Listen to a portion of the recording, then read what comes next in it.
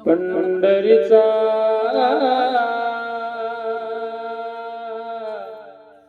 वार करी वारी चुकोने हरी संत संगे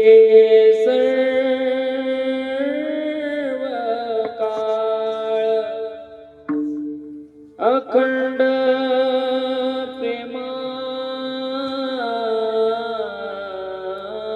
कल्लोळ पंढरीचा वार करी वारी चुकून हरी चंद्रभागे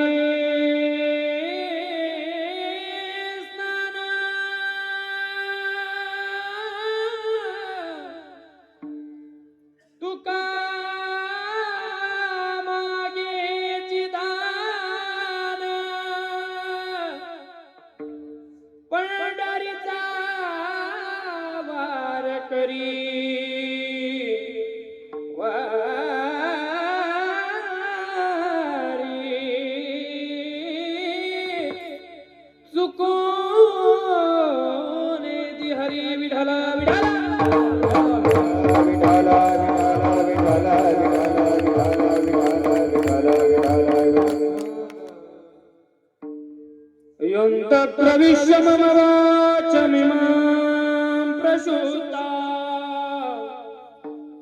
संजीवयत्य किल शक्तिधरस्वधाम्ना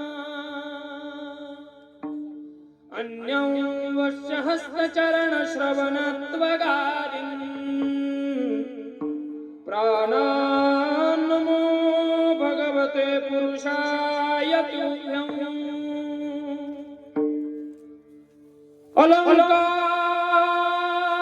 अलङ्कापुरीरम्य सिंहासनस्थं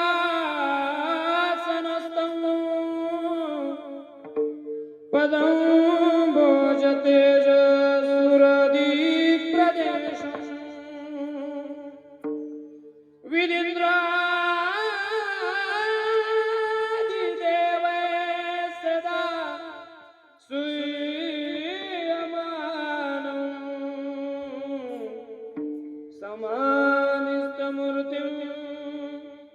भजे ज्ञानदेवं समचरण सरोज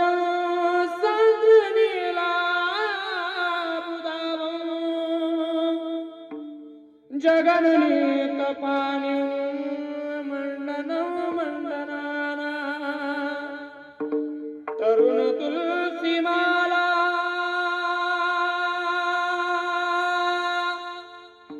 कणधर कंजनेत्र सदय धवलहासं विठ्ठलं चिंतयामि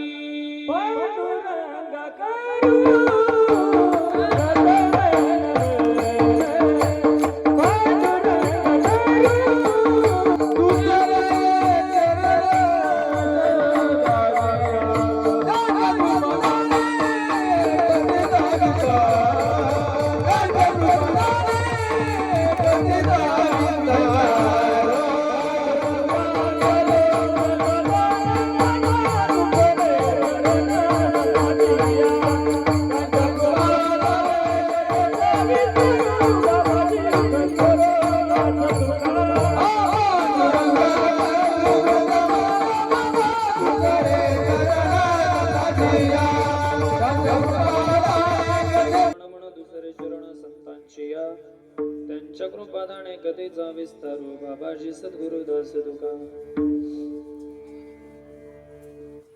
हॅलो मायबाप, कीर्तनाला सुरुवात करण्या अगोदर साधू संतांच्या पदस्पर्शाने पावन झालेल्या पानेवाडी या गावामध्ये अहिरे वस्ती या परिसरामध्ये चालत 8 वर्षापासून चालत आलेला हा भगवंताचा अखंड हरिनाम संकीर्तन सप्ताह, मला वाटतं 4 दिवसाचा अखंड हरिनाम सप्ताह.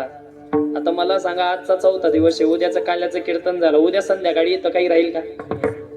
नाही ना. आता मी हरिपाठ चालू होता तेव्हा मी आलो, पण एवढ्या गोड पद्धतीने हरिपाठ चालू होता, मी महाराजांना बोलवून घेतलं. महाराज, हरिपाठ खूप सुंदर झाला. आता ती दररोजची तुम्हाला सवय पडून गेलेली असते, बरोबर आहे की नाही? पण ते आता अचानक 4-5 दिवस तुम्हाला करमणार नाही, सगळ्यांना करमतच नाही. कारण ही नशा अशी आहे महाराज, दारुड्या माणसाची नशा सकाळी केली म्हणजे संध्याकाळी उतरून जाते. काय? दारुड्या माणसाची नशा सकाळी पिली संध्याकाळी उतरून जाते, पण परमार्थाची नशा एकदाची चढली आयुष्यात कधी उतरत नाही. म्हणून सांगतो, आणि खरं तर मला तुमच्यापर्यंत, खरं तर आज तरुण पोरांचीच पुण्य आहे की मी तुमच्यापर्यंत आलो, नाही तर म्हातारे लोक मला ओळखत नाही, त्यांचा नाही आपला ताळमेळच बसत नाही, बरोबर आहे की नाही? कारण मी कसं आहे, मी अभंगावर थोडा कमी बोलणारा कीर्तनकार आहे, पण मी जे चालू घडामोडींवर आहे, जे लोकांना आवडतं, जे लोकांना पाहिजे. खरं तर कीर्तन आवडीचा विषय नाहीये, कीर्तन हा परमार्थाचा विषय आहे, मान्य. तरी पण म्हणून माझ्या तरुण वर्गाला आणि माझ्या महिला मंडळांना सांगणे, ताई, माई, अक्का, बहीण, बरं का, फक्त शिवाजी महाराजांविषयी सगळ्यांनी आदर्श बाळगा. आणि मी सांगणार आहे, अभंगावर पण बोलणार आहे, तुम्ही टेन्शन घेऊ नका, मला अभंग सोडूनच पुढे जायचंय. आणि पण माझी जी कविता व्हायरल झाली होती, जी स्वतः मी काढलेली आहे, कशाला गेली आई तू स्वर्गाला, ही कविता मी स्वतः काढलेली आहे. आणि प्रथमतः युट्यूबला, अख्ख्या युट्यूब मध्ये पहिली कविता ही माझीच पडलेली आहे. मग भरपूर लोकांनी कॉपीराईट केले त्याच्यावर, आणि ज्यांनी कॉपीराईट केले त्यांना पण माझं काही म्हणणं नाही, उलट कविता म्हणा, प्रचार प्रसार आपला होतोय, बरोबर आहे की नाही? म्हणून त्या तरुण वर्गाने माझी कविता ऐकली आणि ती कविता त्यांना एवढी आवडली, मी शेवटी जाता जाता म्हणणार आहे, बरं, फक्त मला आठवण द्या. आणि टाइम राहिला तर पोवाडा सुद्धा म्हणू. विठ्ठला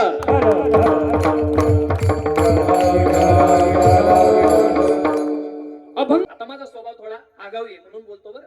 माझ्या कीर्तनाची सुरुवात छत्रपती शिवाजी महाराजांचं नाव घेतल्याशिवाय होत नाही. म्हणून ज्यांच्या हातात बांगड्या नाही त्यांनी हात वरती करा, आणि ज्यांच्या हातात बांगड्या असतील त्यांनी हात खालीच ठेवा. समजणे वाले को इशारा काफी. वा वा, ठेवा 11 वाजेपर्यंत. नको नको, सगळ्यांनी जल्लोषाने आवाज करायचा आहे. आवाज ऐसे निकालो की साला पाकिस्तान हिल जाना चाहिए.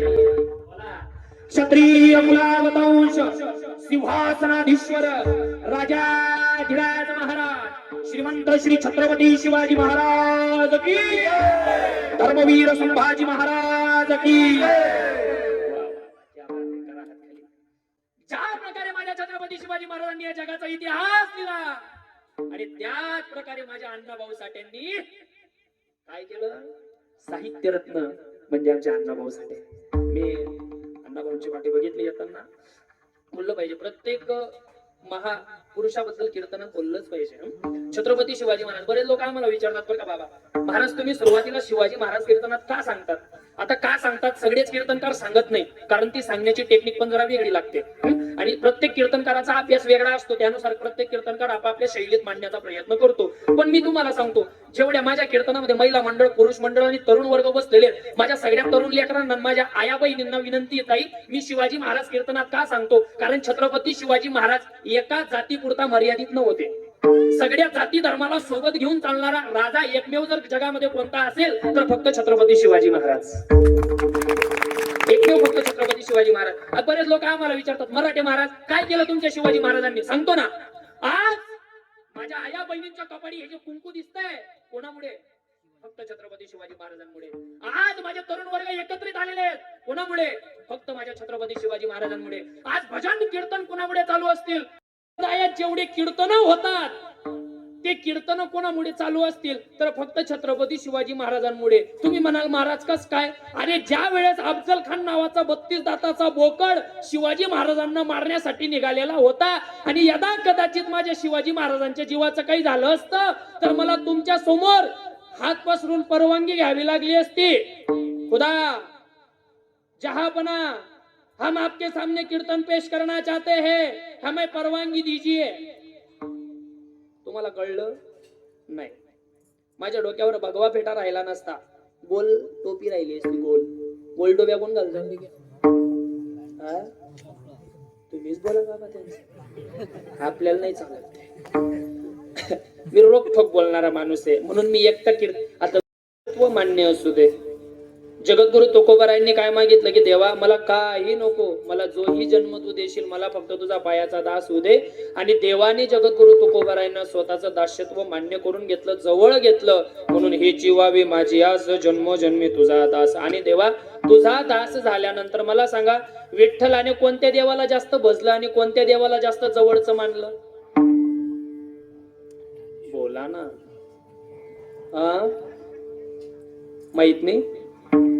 मग बोला. तुम्ही जोपर्यंत बोलत नाही तोपर्यंत मी कीर्तन करत नाही. बरोबर आहे की नाही? कीर्तन तुम्हाला समजलं पाहिजे. मी जगद्गुरु तुकोबाराय कोणत्या देवाला मानत होते? सांगतो तुम्हासी बजारे विठ्ठला, नाही तरी गेला जन्म वाया. ऐका ना, जगद्गुरु तुकोबारायांनी फक्त विठ्ठलालाच जवळ केलं, विठ्ठलाचीच भक्ती केली. आणि त्याच विठ्ठलाला जगद्गुरु तुकोबाराय काय म्हणताय की देवा जन्मोजन्मी फक्त तुझा दास असू दे आणि तुझी अखंडरित्या वारी पायी तुझी वारी माझ्या हातून होऊ दे. म्हणून पंढरीचा वार करी वारी चुकू ने दे हरी, वारी चुकू देऊ नको देवा. आणि तुझी वारी करत असताना, तुझा टाळ गळ्यामध्ये घेत असताना, तुझ्या नावाचा विना गळ्यामध्ये घेत असताना, पखवाज वाजवत असताना, तुझं भजन करत असताना आणि वारी करत असताना जे कोणी संत मला भेटतील त्या संतांची संगत माझ्या आयुष्यामध्ये कायम असू दे. म्हणून महाराज म्हणतात की संत संग सर्व काळ अखंड प्रेमाचा कल्लोळ. देवा मी वारी करेल आणि वारी करत असताना मी जर काही दिवसानंतर पंढरपूरला पोहोचलो तर पंढरपूरला कोणताही वारकरी जर गेला तर डायरेक्ट पांडुरंगाचं दर्शन घेतो का? नाही. अगोदर आपल्याला चंद्रभागेमध्ये स्नान करावं लागतं. जे काही पाप आहेत ते सगळे पाप तिथे पदार्पण करावे लागतात, सोडून द्यावे लागतात. आणि नंतर स्नान केल्यानंतर अंगावर स्वच्छ कपडे घातल्यानंतर नंतर आपल्या त्या देवाकडे जाता येतं. म्हणून महाराज म्हणतात की काय, चंद्रभागे स्नान नंतर तुका मागे हेची दान. कोणतं दान? की देवा आंघोळ झाल्यानंतर चंद्रभागे मातेमध्ये स्नान झाल्यानंतर मला फक्त दर्शन बारीमध्ये तुझी आठवण असू दे आणि तुझं दर्शन होऊ दे, एवढंच मला या अभंगातून दे. असा अभंगाचा शब्दशः भावार्थ आहे. विठ्ठला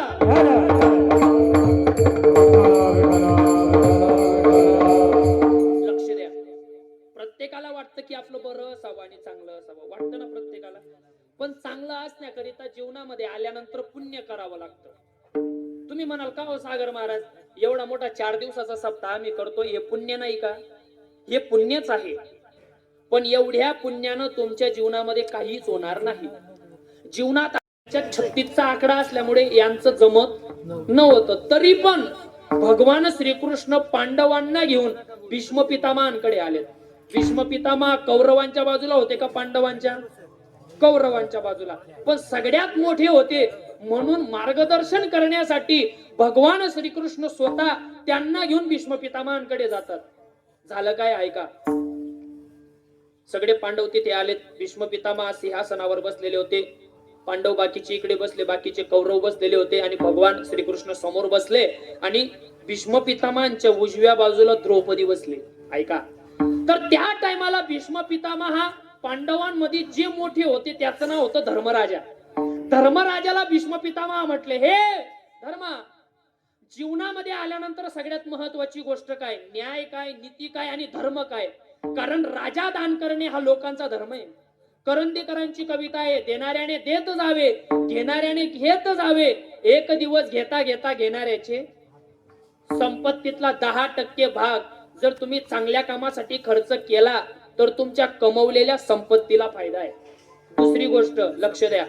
भीष्म पितामह धर्मराजाला सांगतात की हे धर्मा, जर आपल्या डोळ्यासमोर कोणत्याही स्त्रीवर अत्याचार होत असेल तर तिच्यावर होणारं पाप आपण आपल्या डोळ्यांनी बघायचं नाही. आणि नेमके हे शब्द द्रौपदीच्या कानावर पडले. हे शब्द द्रौपदीने ऐकले आणि द्रौपदीला भर सभेमध्ये हसायला आलं. आता भीष्म पितामहांना हसणं अजिबात चालत नव्हतं.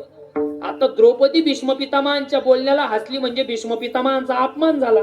म्हणून अपमानित झालेल्या भीष्म पितामहांनी द्रौपदीला विचारलं, म्हणे द्रौपदी, आजपर्यंत माझ्या सभेमध्ये कोणतीही स्त्री विनाकारण हसलेली नाहीये, तर तुझ्या हसण्यामागचं कारण मला कळालंच पाहिजे.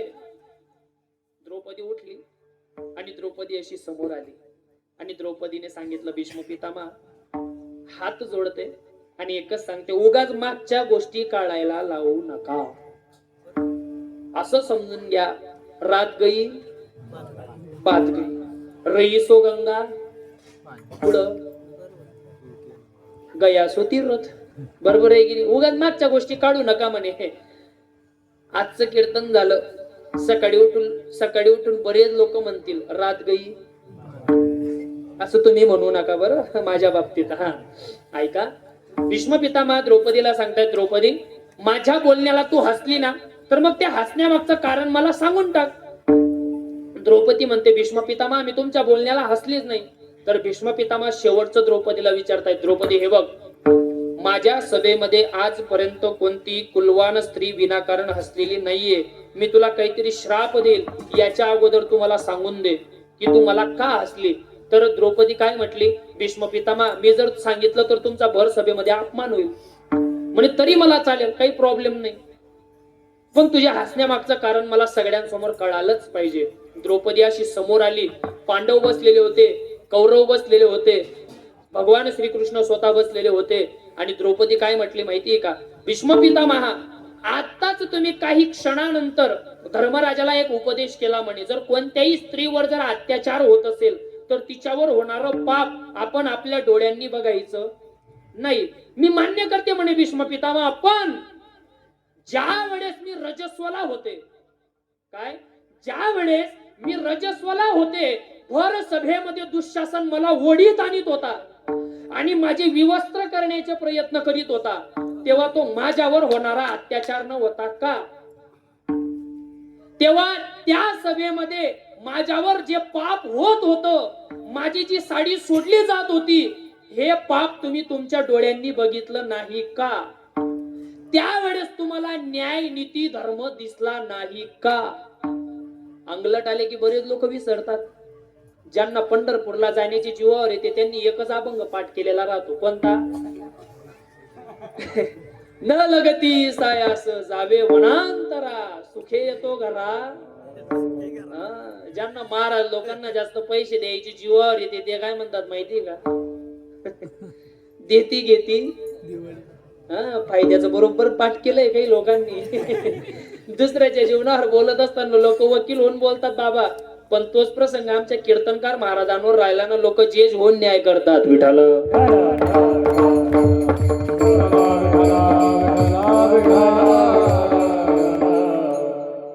द्रौपदीने सांगितलं, ठीक आहे, माझा भाऊ माझ्या पाठीशी होता म्हणून माझी आबरू वाचली.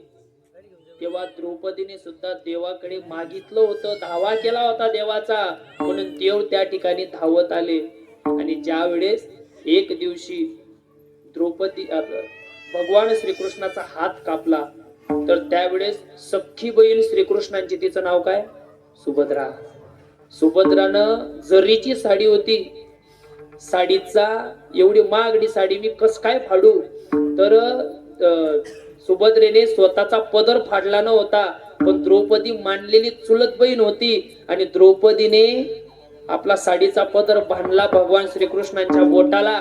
म्हणून भगवान श्रीकृष्णांना ते उपकार होते की माझ्या चुलत बहिणीने माझ्यासाठी स्वतःची साडी फाडली ना, मग मी तिची आबरू भर चौकात कशी घालू देऊ, म्हणून भगवान श्रीकृष्ण साडी रूपामध्ये त्यावेळेस तिथे प्रकट झाले. विठाला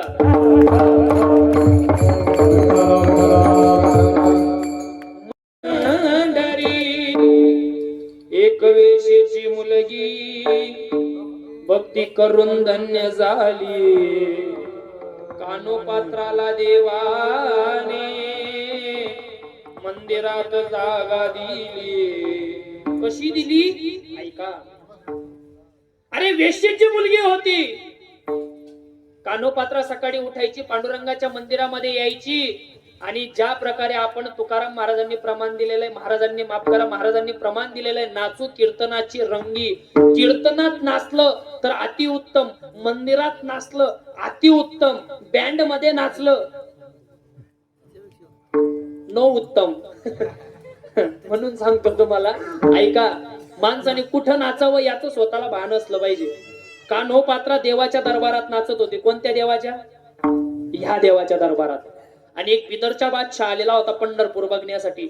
पंढरपूर फिरत फिरत फिरत मंदिराच्या गाभाऱ्यामध्ये आला, आणि ज्यावेळेस कान्होपात्रा ही गाभाऱ्यामध्ये देवाच्या मंदिरामध्ये नाचत होती, भजनात नाचत होती, ते नाचणं एका बिदरच्या बादशाला आवडलं. आणि त्या बिदरच्या बादशाने सैनिकांना सांगितलं, म्हणे अरे, जी मुलगी त्या पांडुरंगाच्या पंढरपुरामध्ये नाचली ना, तीच मुलगी आपल्या दरबारात नाचली पाहिजे.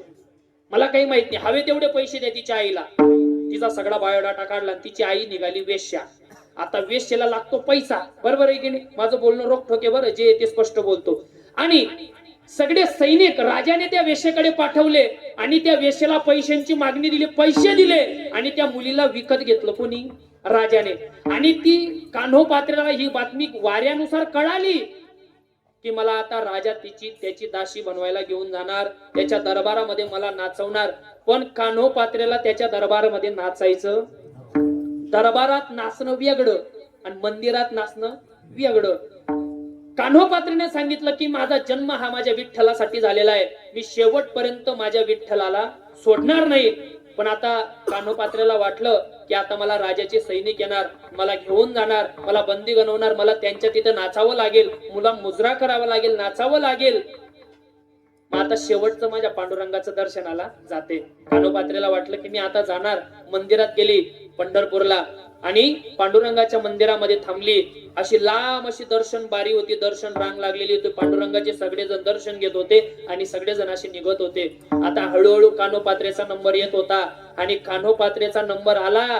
कान्होपात्रेचे डोळे ओले चिंब झालेले होते. कान्होपात्रेनं आपलं मस्तक ते देवाच्या पायाला लावलं, आणि देवाच्या पायाला मस्तक लावल्यानंतर मुलगीची हालचाल बंद झाली.